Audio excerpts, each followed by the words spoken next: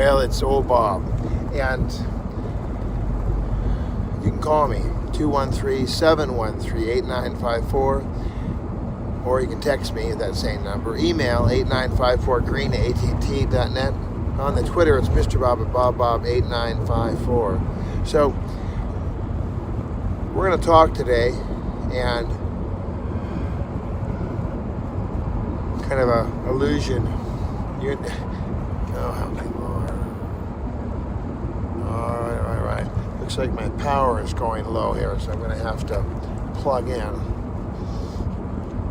People are racing, like absolutely maniacal racing. Every freeway, even my own son is, "Oh, Papa, you gotta go." I mean, I'm trying to maintain law and order here. I'm trying to do the right thing and go the right speed, and just like, you kidding me? So let me get this plug in here so I don't.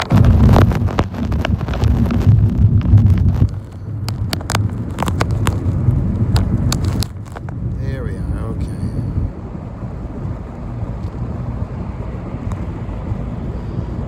All right. So.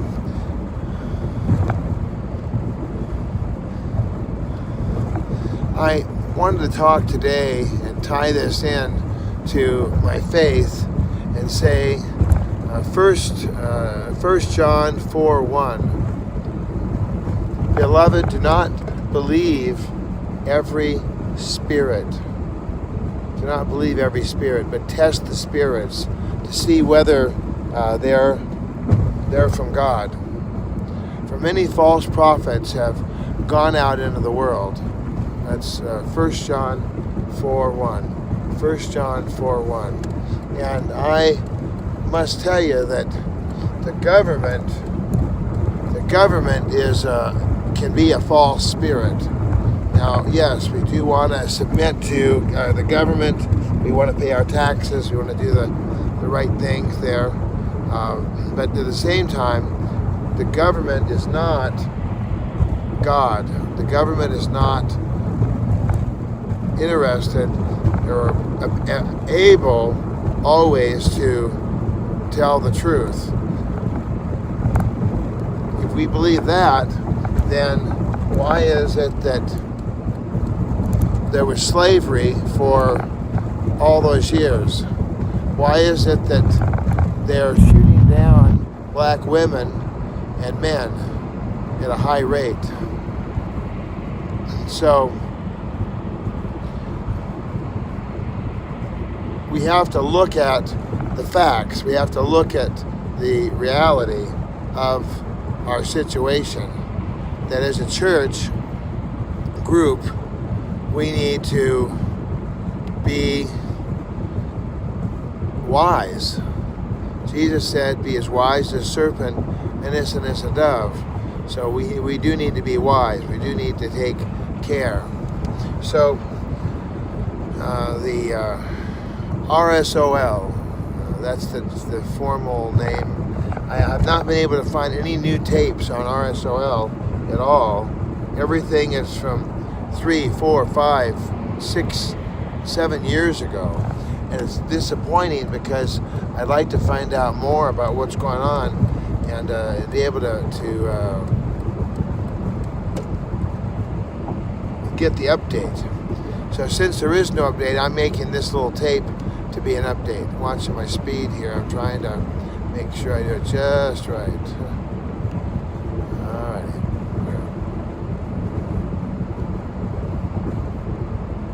All right, now we gotta work. All right, so how do we, and this person behind me they ride me like a little pony. I mean, how do we get in this mess in our society in America? How is it that all of a sudden in the last 20 years we've gone berserk? I can remember my grandmother at the park.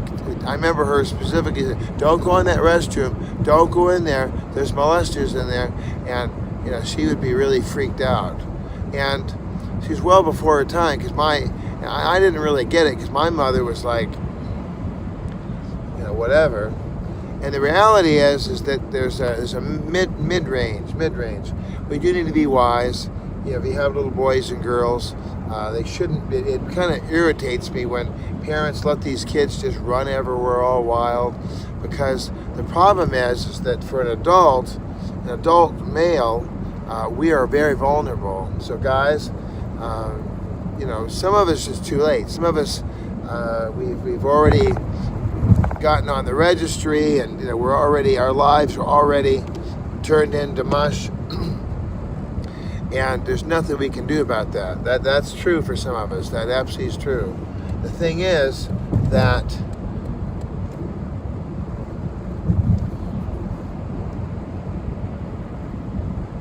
it doesn't have to be true for any more of us. If we're smart, if we vote right, if we get the legislature to effectuate changes, then we will be able to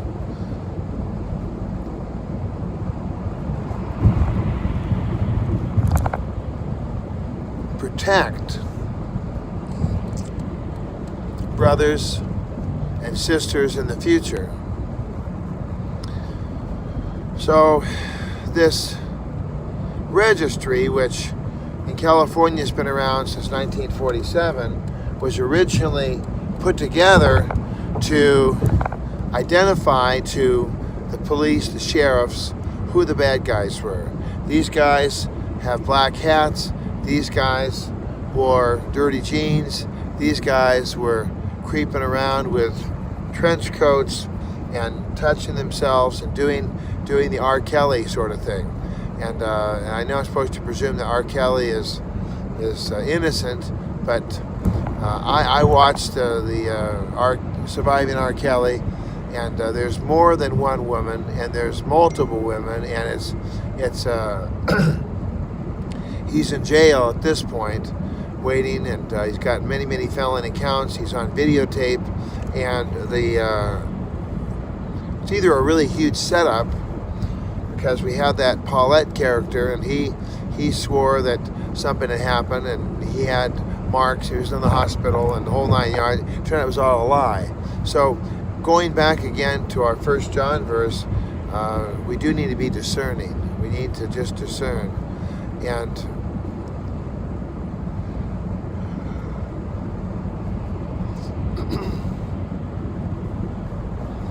I am trying to just sort all this out. It's really beyond disturbing when the entire family's life has been disrupted.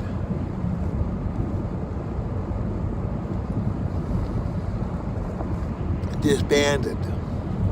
Disavowed.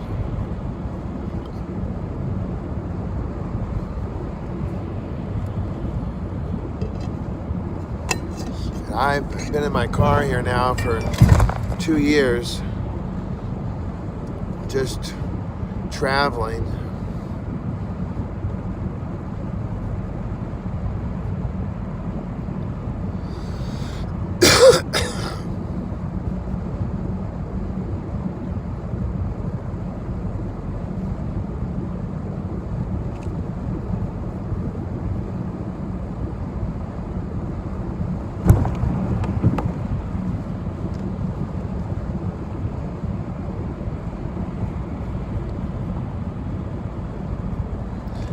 Let's talk about some facts. Psychology today is I have a bachelor's degree in psychology, so I know psychology. I'm not a psychologist. I don't get my MFCC. I didn't go to psychiatry, so I'm not a total expert, but I'm familiar with psychology. And I studied the subject and have an awareness of the magazine Psychology Today. Now, not everything in Psychology Today is peer-reviewed. What peer-reviewed means is that it goes through and people who are educated in whatever the subject is, an article is written and somebody sends it into a peer-reviewed organization, a magazine, a journal, And if the paper is reviewed and adjusted and amended, then the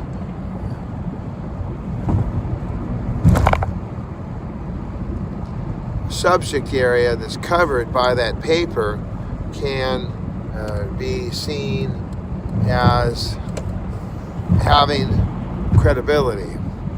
Even after all that process, there's debate. There's debate. Lawyers, doctors, pediatricians, dentists. How many different types of dentists are there? How many different kind of cars are there? I just saw a Ferrari go by here. It's a very low-slung car, very low, and has a roll bars, the whole thing. So, but then there's the Toyota, and then there's the Infiniti, Honda. I have a Volvo. Which is the best car? Which the car? Well, it depends. I mean, there's Cadillacs and Audis. I just look at the cars that are zinging by me here on the road. I can hear that Ferrari is just roaring out there.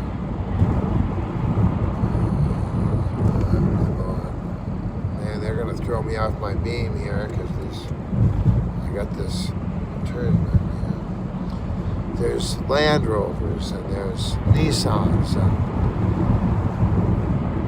Why is there just one kind of car? You know, just make the correct car correctly, and you won't have to have all this variety. Well, it doesn't work for cars. How about sports? Baseball is the sport. No. Track and field. That's the no.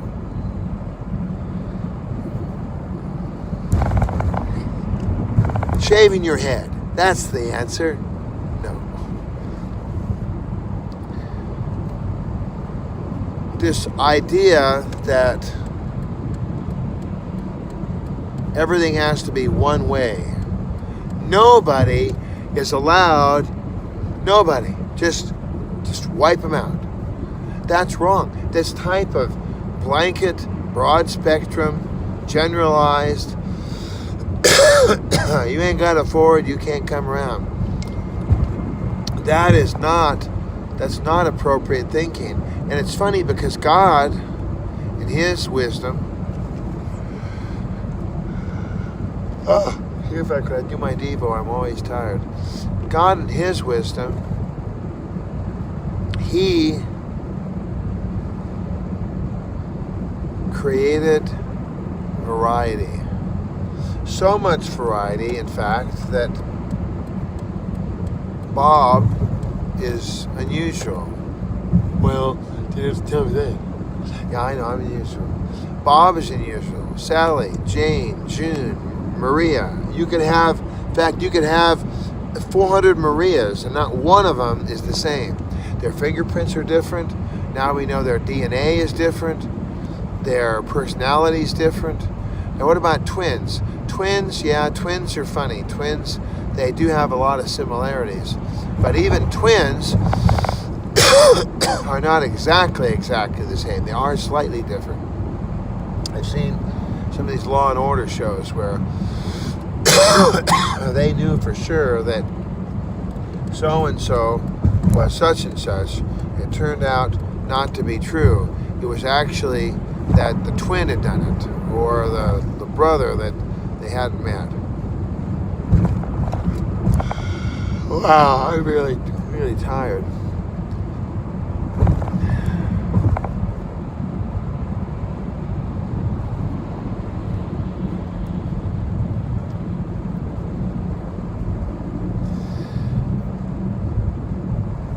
So how does this have to do with registered sex offenders in America? It's about 1 million of us out there. What does it have to do with anybody that has to register in America? Well, how does this do with psychology? Okay. Robert Longo was treating offenders in the 80s, the mid 80s, and he made a statement in an article that was written. It was just a little tiny sentence, a little tiny article. Wasn't any big and he wasn't any big whoop. It was okay. He just said that, and he was talking about exhibitionism. Some human beings have this propensity, and it's not that unusual for offenders. This exhibition, this wanting to be seen. Bill Clinton, a lot of the guys, Harvey Weinstein, Matt Lauer, a lot of these people, Bill Cosby. Even I just read the thing about R. Kelly about the indictment. And a lot of them just want to show off their junk. They want to show you how big they are, how bad they are. And so he was talking about it, and he just off the top of his head said, well, the recidivism rates are real high if you're untreated, exhibitionist. That was his only thing. He was talking about one type of person, and untreated, and if you're untreated, I mean, it just probably not. That was his opinion. It wasn't based on any research. It wasn't based on any facts. It wasn't based on anything other than just off the top of his head. He came up with this number and he threw it out there. He wasn't submitting it for a peer review. He wasn't saying that he'd studied for 20 years.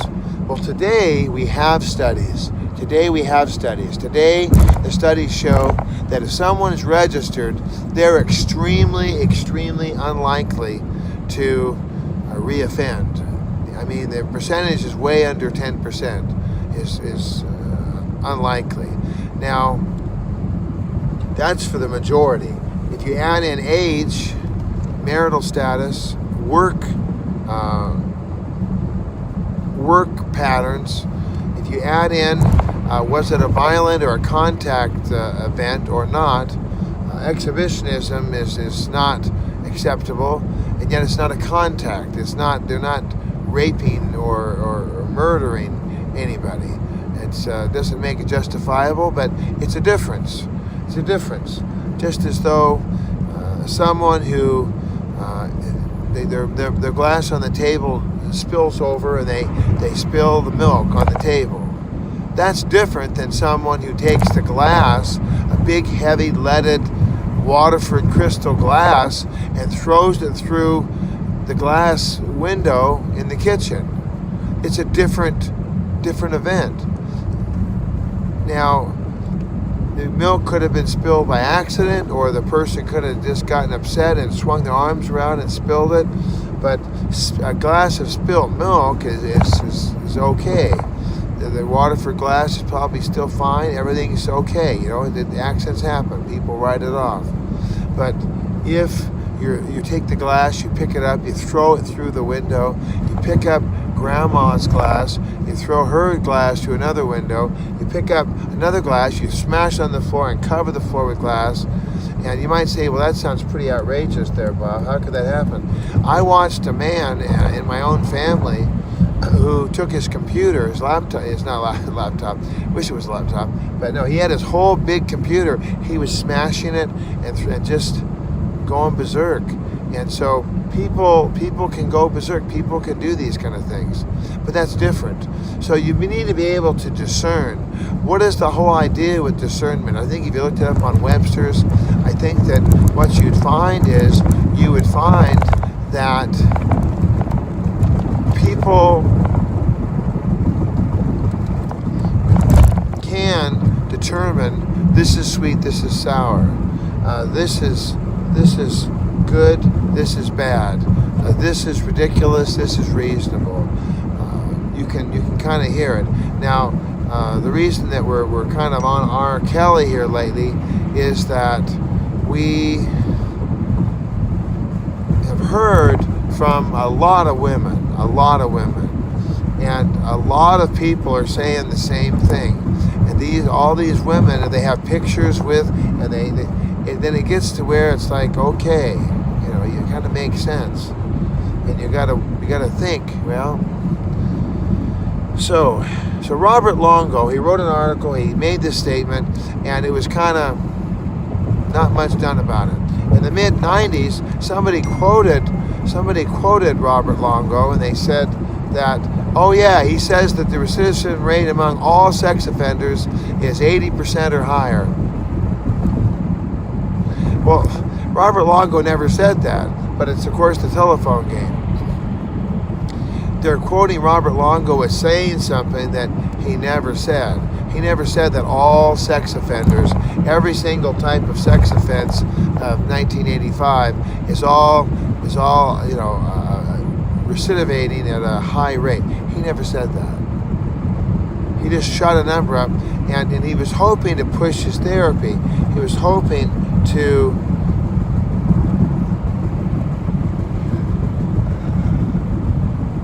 get people into treatment, because if you had treatment, then he said the percentage was about 10%. So he was trying to encourage people, you don't want to have these recidivist registrants out there in the community, get them into treatment. Some people, I watched this show on the YouTube last night. It was about juveniles in prison. There was a young man, he was about 13 or 14, and he'd grown up pretty much by himself. His mom had not been there for him. She was on drugs, on meth or whatever, and so he wanted to get money. Thought it'd be cute to go out and just rob. Well, according to his story, he said that he went in with an older boy. They went in and the boy had a gun, and the boy wanted to do a lot of bad stuff. But the man that I saw on the YouTube video, that now is about 26, he's been in prison since he was 14, 15, jail and then prison. He claimed, and the woman that was there also claimed, that he really had done the right thing. He had done a good thing. He had told the young man to leave her alone. He was going to do a Robert De Niro. I'm not accusing Robert De Niro, but in the movie Once Upon a Time in America, Robert De Niro rapes the love of his life because he's gotten frustrated. He's impatient, and things haven't worked out the way. And there's a horrible scene where there's a rape, and it's pretty graphic. It's pretty horrible. And Sergio Leone did an accurate job of portraying the violence. That Noodles, as he was known in the movie, character just had all this anger, and it wasn't about anything other than just pounding on this woman in a sexual way, and it was pretty bad. So Robert Longo wasn't talking about that sort of an offender, a violent offender, someone who absolutely just goes for it. Well, let's speed forward to 2003, and in 2003, Anthony Kennedy, he was on the Supreme Court, and Alaska was going to jump into this registry business, and they wanted to put it on the internet. And of course, the internet was fairly new in 2003. It was there, but it was fairly new. It was still the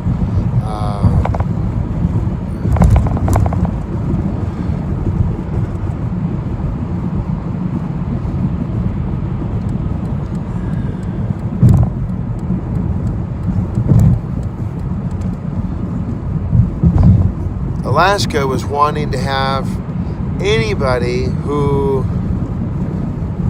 had committed a crime which they felt was worthy of this designation. They wanted them to be registered on the website, and they wanted them to be identified as a registrant.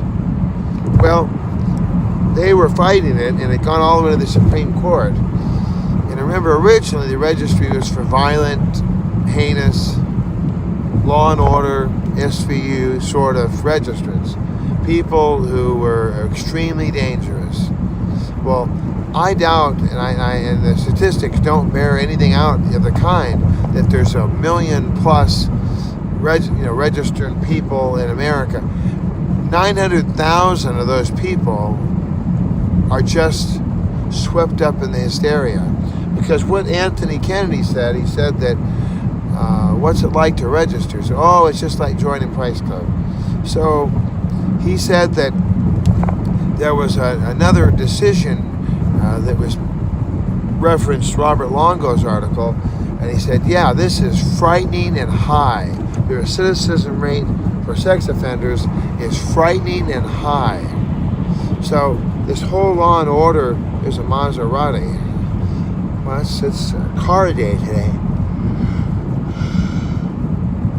So with this frightening and high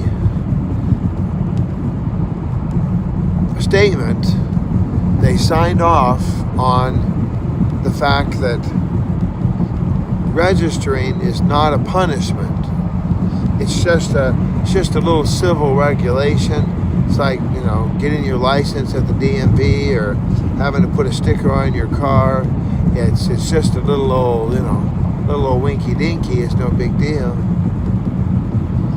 And of course, we know now that this whole machinery that was developed by John Walsh, by all these acts, the number of cases that qualify for people to be registered has exploded to 50 from the 7 that were there originally. Originally, if you did one of these 7 things, 7 deadly sins, so to speak, that you would have to register. Well, now there's about 50 items, and it just keeps exploding. So let's work with our legislature, let's work with our Congress, let's work with our House. Let's do everything we can to bring reasonableness, is that a word, reasonableness? A sense of reasonability, more new words, to the system. And if you're in the church, we need to be wise, we need to be settled, we need to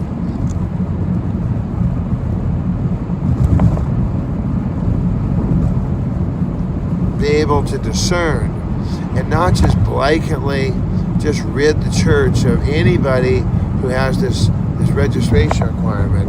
Because to believe that, you're telling the church, you're confirming to the church, you're confirming to the believers that yes, anybody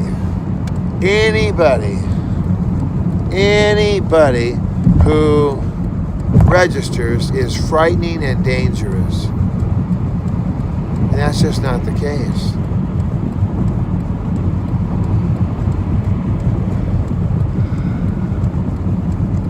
Because someone's required to register does not make them frightening or dangerous, necessarily. Oh, Lord. I should have just stayed out there in that lane. Because this is crazy. People just going so slow.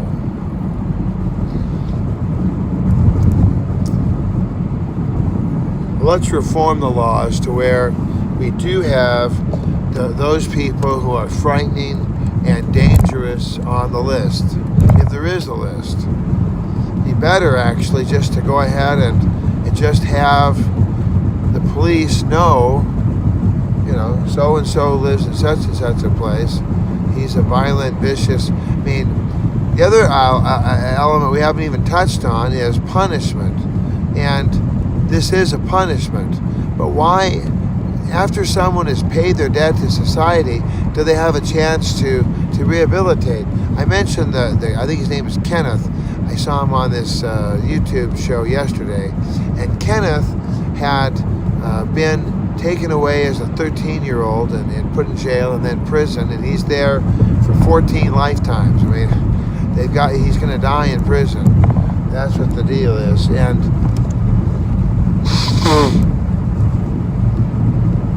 the thing is that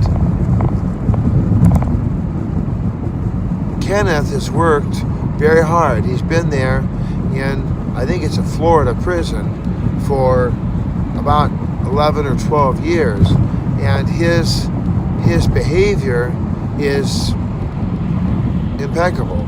one time he was written up because he didn't make his bed on a Saturday morning. That was his one violation. You didn't make your bed on a Saturday, so we're going to write you up. But no gangs, no fighting, no nada.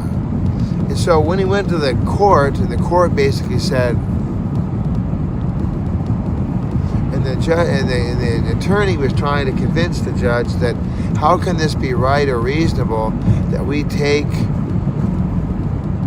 juveniles, children, and we lock children up for life. We lock them up for life. They're gone for life. How's that possible? How is that acceptable? And then what is the point of trying to rehabilitate? I was said in the video that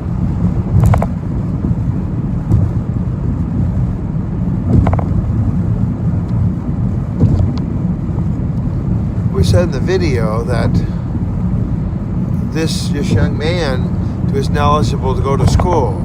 He couldn't take classes in the prison because what's the use? You're never getting out, so there's no reason to waste our resources on you. And on and on and on. Just really, really horrendously bad. Passing a huge trailer here. It's like a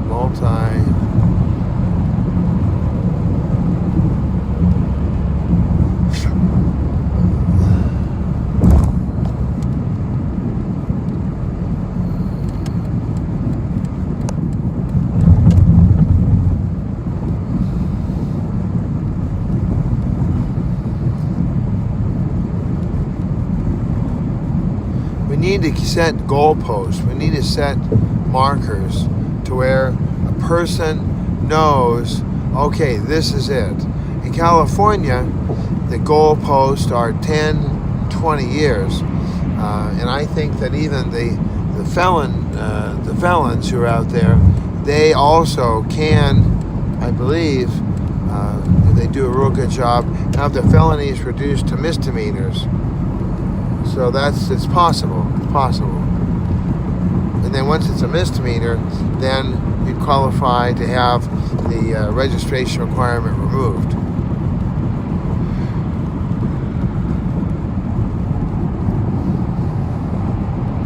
All right, well, it's been a sleepy Sunday morning, and I will talk to you soon. God bless you. I hope you have a wonderful day. Let's go back and remember. Our verse. 1 John 4:1. Beloved, do not believe every spirit, but test the spirits to see whether they are from God. For many false prophets have gone out in the world. Proverbs 1:9-10. And it is my prayer that your love may abound more and more. Well, that's not the whole verse, but that's where I'm going to stop. This whole discussion about registration and writing people's lives off, taking 1 million people here in America, just in America, and a church like Hillsong or the Baptist or the Methodist or the Catholics. The Catholics just had a big conference, and the Pope said that it's gonna be hard on you, and he didn't come up with any real specifics.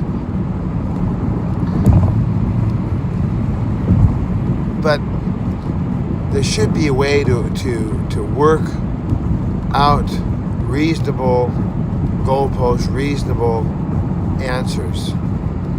Obviously, if someone is right in the middle of allegations,